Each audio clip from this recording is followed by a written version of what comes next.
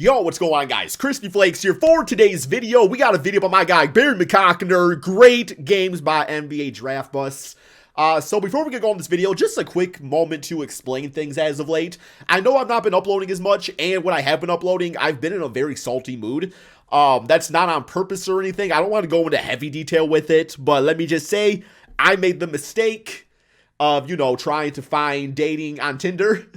And one of the 17 matches, highballer man, I was really feeling it with.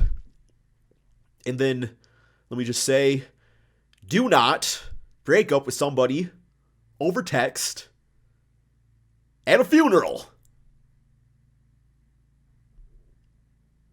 I do not want to talk about the funeral because it's a very somber moment in my family, a very just tragic thing that happened, and so respects to the family there. But also, I've been fighting a sinus infection.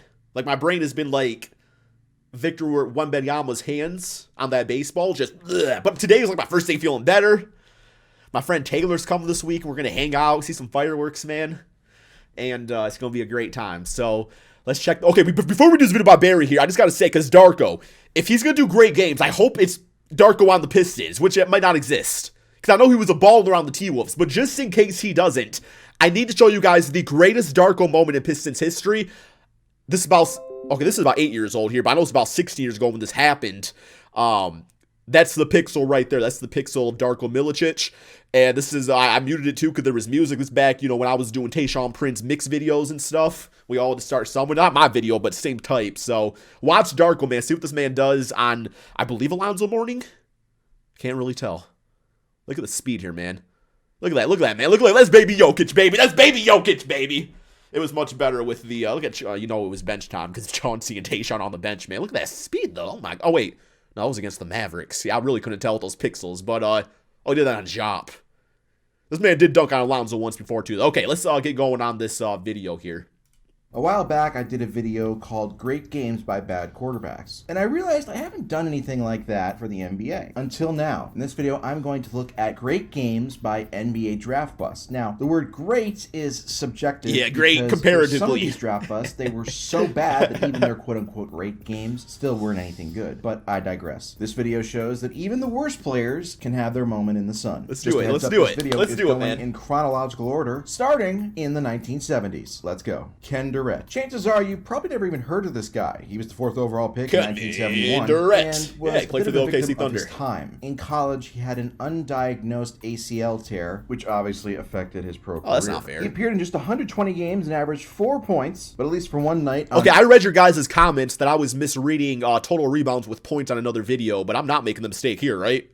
This bitch ass did average 2.8 points, right? 1.8 rebounds, right, man? I'm making a mistake, right, man? March 22nd, 1974, he put up 24 points, looking like the star he was in college. LaRue Martin, the first overall pick, in 4 points, looking like the star he was in college. LaRue Martin, the first overall pick in 1972, is one of the biggest draft busts of all time, which is why he's on this video. He played just 4 seasons, all with Portland, averaging 5.3 points per game on 42% shooting. But on November 9th, 1975, he put up 18 points and 22 rebounds with 4 assists on 50% shooting. Actually looking like a good NBA player. But it's not all bad. After Martin's NBA career, he became a successful UPS driver, and his success inspired millions of kids everywhere, many of which grew up to become MJ's finals opponents. Kent Benson, the first overall pick in 1977, is best remembered for Kareem Abdul-Jabbar beating the shit out of him in his first ever NBA game. The black eye that you saw in the photo just now. Benson had a long but not great career. Playing he played for Detroit? 1 points a game.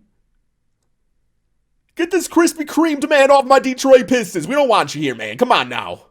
Oh my goodness, I cannot tell that swollen-looking face.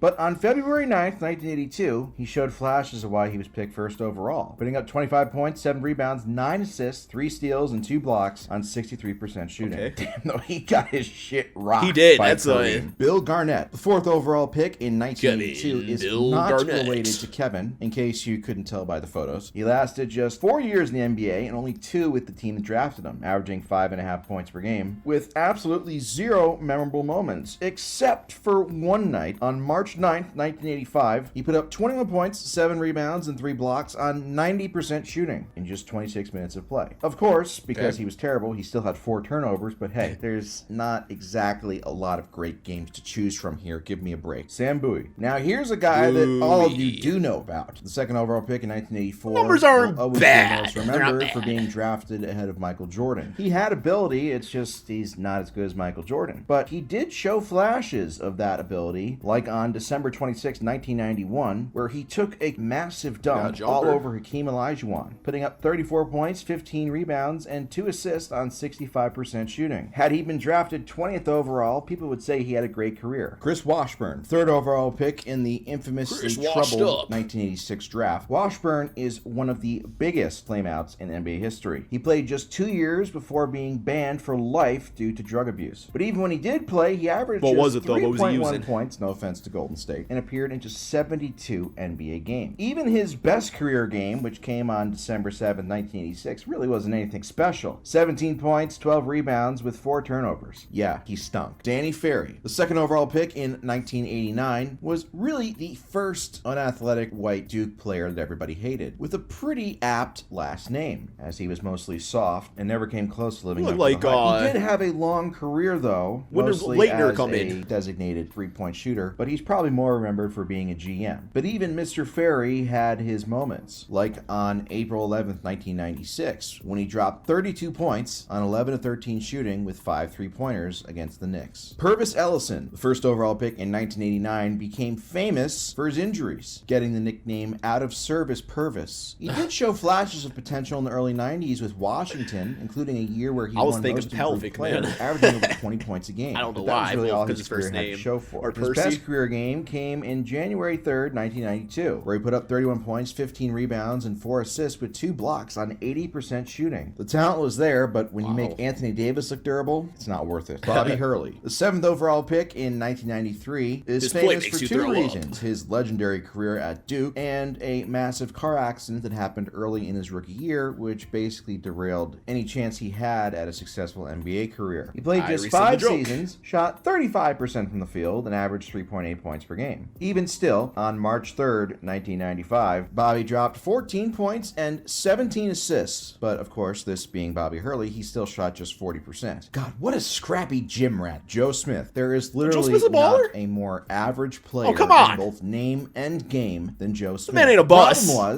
is that he went first overall in 1995, ahead of several great players, most notably Kevin Garnett. Smith is famous for playing on basically every NBA team imaginable in his 16-year NBA reliable career, but never coming close to it just don't come back his way. That's not to say he didn't have some great games, though, such as on December 10th, 1996, when he dropped 36 points and 17 rebounds on 52% shooting. Seriously, this guy got passed around more than the Kardashians. Oh, he kind of Michael was Olowokandi. Okay. The Candyman was the first overall pick in 1998 and never came close to being anything resembling a good NBA player. He shot under 44% despite being 7 foot and averaged just 8 points a game. But like everybody else on this list, he did have his moments, such as on March 8th, 2002, when he put up 30 points and 16 rebounds with 2 steals and 3 blocks on 57% shooting. Unfortunately, nobody told Michael that he needed to do that a couple hundred more times to live up to being the first overall pick. Robert Traylor, the 6th overall pick in 1998, will always be most known for being traded for Dirk Nowitzki on draft night. Nice going, Milwaukee. Tractor Trailer. 7 years in the league, but averaged under 5 points a game and had trouble with his weight. His best game came on April 15th, 2001, when he put up 17 points, 9 rebounds, 3 assists, and 6 blocks on 78% shooting. His nickname Tractor Trailer was pretty cool, though. Jonathan Bender, the 5th overall pick, straight out of high school. Jonathan Bender, man. So many times playing NBA 2K6. I would pick you up in free agency and online draft associations, man. And I would start you every time, man. 1999 was never able to get his career off the ground, largely thanks to a bunch of injuries. But that doesn't change the fact that he's a bust, unfortunately. Yeah, he was Paul George before Paul George for his career. But the 6'11" KD prototype did have flashes, such as on Christmas of 2000, when he had 20 points, 5 rebounds, and 4 blocks on just 9 shots. If he had panned out, Indiana might have been a dynasty in the 2000s. Stromile Swift. The Stro Show was just the first. I always think of that Hamburger Helpers stuff. draft picks in Shrugging 2000. off. The second overall pick was an athletic freak with incredible highlights, but never had any sort of consistency, finishing his career averaging just 8 points a game. His best game came on March 9th, 2003, when he put up 23 points, 13 rebounds, 4 assists, 2 steals, and 3 blocks on 67% shooting. Gold star for you, sir. Darius Miles. The third pick in 2000 wasn't much better than Stromile. He dealt with injuries and never had any sort of consistency, finishing his career averaging just 10 points a game. He did have one night, though, where he absolutely exploded on April 19th, 2005. Oh, no, I'm thinking, he dropped 47 wait, who's this? points, 12 rebounds with 4 steals and 5 blocks. Who is this? Darius. Who am I thinking of?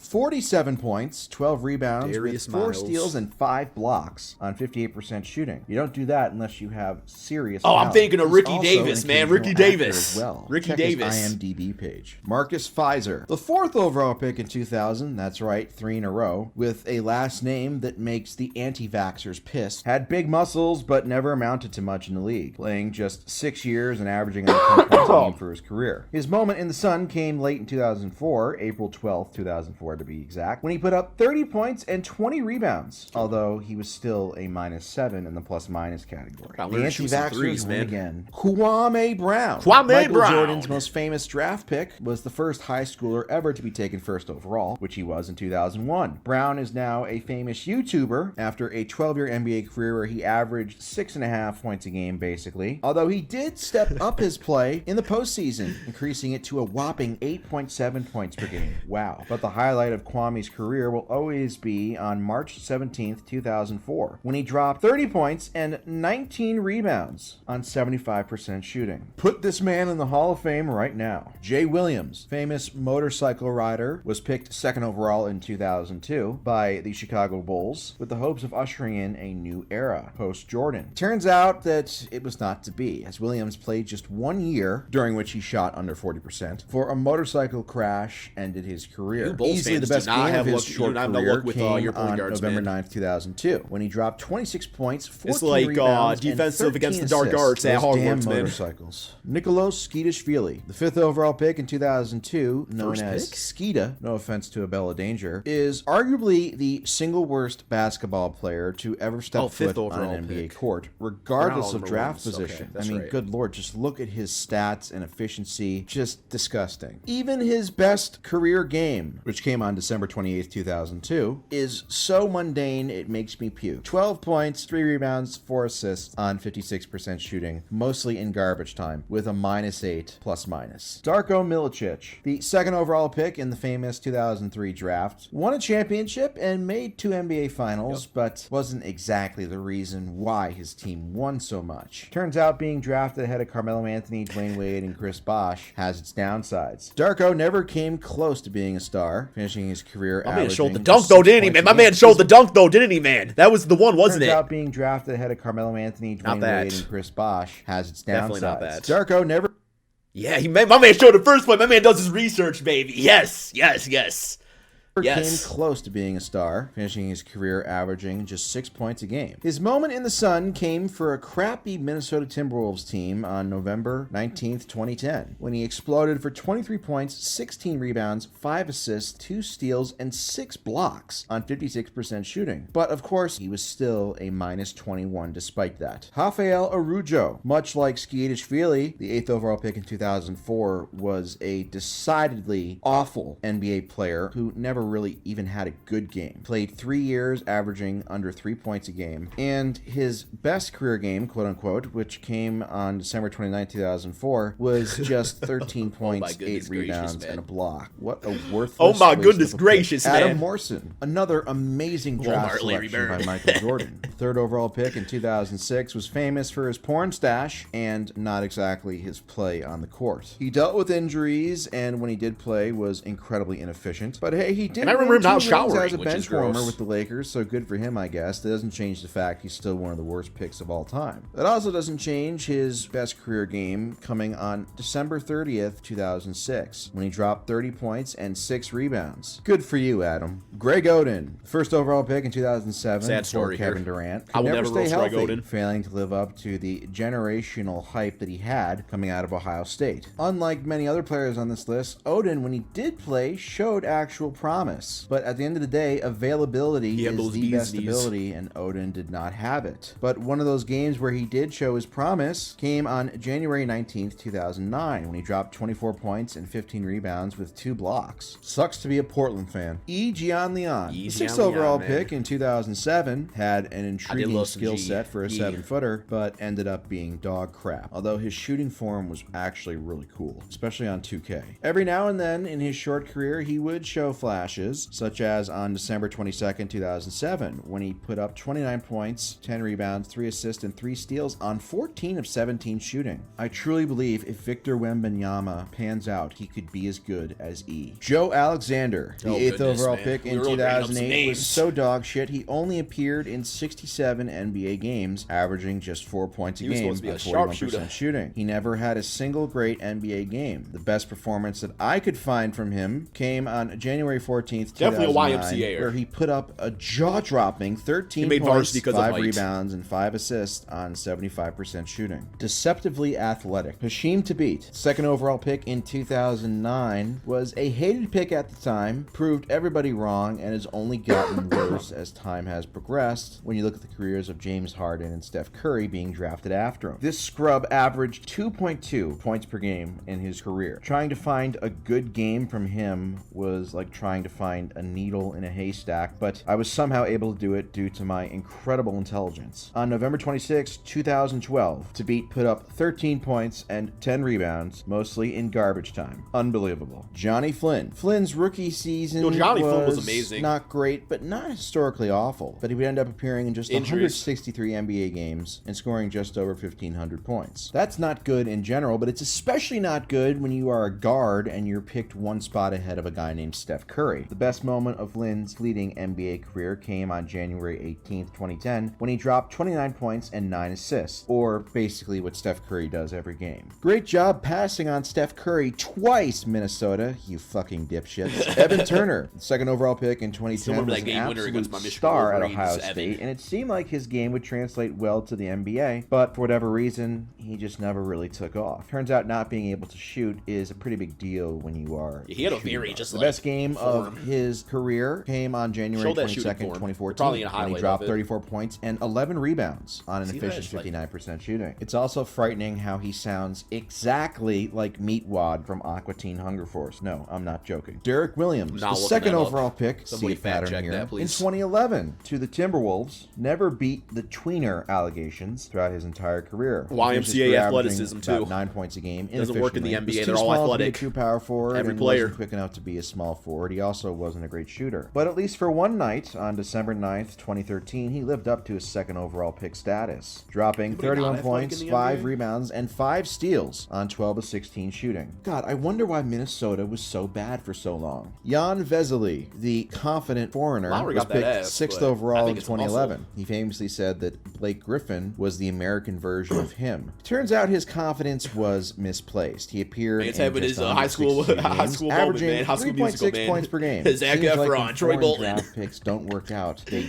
really don't work out. The best game that I could find from Mr. Vesely came on April 23rd, 2012, when he had 16 points, 6 rebounds, and 4 steals on a perfect 8 of 8 from the field. MJ would have shot 9 for 8. Jimmer Fredette, the 10th overall pick in 2011, was a cult hero and such a scrappy daughter-dating hard worker. Just look at him. A dominant he was bust Steph Curry. Let's call it like it is. Player profile simply did not translate to the NBA. But he was still able to drop a great game on February 12, 2014, when he had 24 points and 2 assists and 6 threes. At least he can take solace in the fact that he's basically the Steph Curry of the Chinese Basketball Association. Michael Kidd-Gilchrist, the 2nd overall pick in 2012. God, you know, if you had the 2nd overall pick, you're probably better off just not picking anybody at all. Had serious concerns about his shooting ability coming into the NBA, and sadly, he justified all of those by never never being able to shoot with an absolutely horrendous shooting form. He finished his career averaging 8.4 points a game. He did show some flashes as a rookie, such as on December 19, 2012, when he had 25 points, 12 boards, 4 assists, and 3 steals on 64% shooting. But my goodness, look at that shooting form. Good lord. Thomas Robinson, the 5th overall pick in 2012 by the Kings, ended up playing just 50 I'm happy this man didn't call him my dude Tyrus Thompson or Thomas. Tyrus Thomas in the league overall, not getting a lot of minutes and averaging under 5 points a game. His short time in the NBA was most known for being passed around like a blunt at a Snoop Dogg party, as he played for 6 teams in 5 years. His best game came on April 6th, 2016, when he had 23 points, 10 rebounds, and 4 assists on 10 of 16 shooting. Anthony Bennett in the discussion for the single worst draft pick, not just in NBA history, but in sports history. The first overall pick in 2013, played just 4 years in the NBA with 4 different teams, averaging just 4.4 career points per game. The quote-unquote best game of his career came on February 11th, 2014, when he dropped 19 points. He's got such a breathing heavy jump shot, man. Not exactly Giannis-like. Dante Exum, the 5th overall pick in 2014, was compared to Kobe coming out of the draft. The problem is that Exum couldn't shoot. He had a bad If you're compared to year, Kobe, you'll never be Kobe. And just never really took off. His best career game came on January 5th, 2020, when he put up 28 points, 3 rebounds, and 2 assists on 11 of 13 shooting. Now, if he had only been able to do that every game, he might have been the best player of all time. Dragon Bender. It is a crime against humanity that a player with such a badass name ended up being so dog shit. He was somehow picked 4th overall in 2016 by the Suns. He finished his NBA career shooting below 40% and averaging 5.4 points per game. His best career game came on January 7th, 2018, when he dropped 20 points, 6 rebounds, 4 assists, 3 blocks on 7 and 9 shooting with 6 3-pointers. He did amazing as Spider-Man in the 2 Amazing Spider-Man movies, though. Credit where credit is due. Markelle Fultz. There are a lot of Fultz apologists out there who will not agree with me having him on this list. The fact is that in 6 years, he's played just 191 games, and although he has started to pick it up lately, he will always be one of the biggest busts in history simply because he only played 35 games with the team that drafted him 1st overall. But like I said, he has gotten better, although does that make you a bust though if you show out for a different team? Overall pick. His best game came on March 18th of this year, 2023, when he had 28 points, 6 rebounds. Is that a bust or just a late bloomer? 10 of 17 shooting. Josh Jackson. A year after picking Dragon Bender 4th overall, the Suns picked Josh Jackson 4th overall. And you wonder why they were so bad for so many years. For whatever reason, Jackson just never really took off in the NBA. His efficiency was terrible, and he just was never a good player, simply put. But every dog has his day, so they say, and Jackson's day came on March 17th, 2018, when he had 36 points, 6 rebounds, 4 assists, and 2 steals on 61% shooting. Kevin Knox, another one of a long line of terrible Knicks lottery picks. Knox was picked 9th overall in 2018 and has never really been good at all. He's only been in the league 5 years, and he's already been on 4 different teams. There's really nothing that he does well, except occasionally have a good shooting game from 3, which is what happened on April 8th of 2023, when he had 30 points, 11 rebounds on 10 to 15 shooting with 5 threes. Side note, he can blow you a kiss with his forehead. Jarrett Culver, 6th overall pick in 2019. Whenever I see this man's name, I think of Culver's. You ever have Culver's? He's already on his 3rd team and averages just 6.5 points for his career. Better than The best game of his career came on January 7th, 2020, when he had 24 points and 5 rebounds on 8 of 11 shooting. Much like another JC, Culver shoots like he has holes in his hands. And finally, James Wiseman. There's a weird subset cult that thinks Wiseman is still a promising player because he has a high field goal percentage and he's not a terrible scorer. But the fact is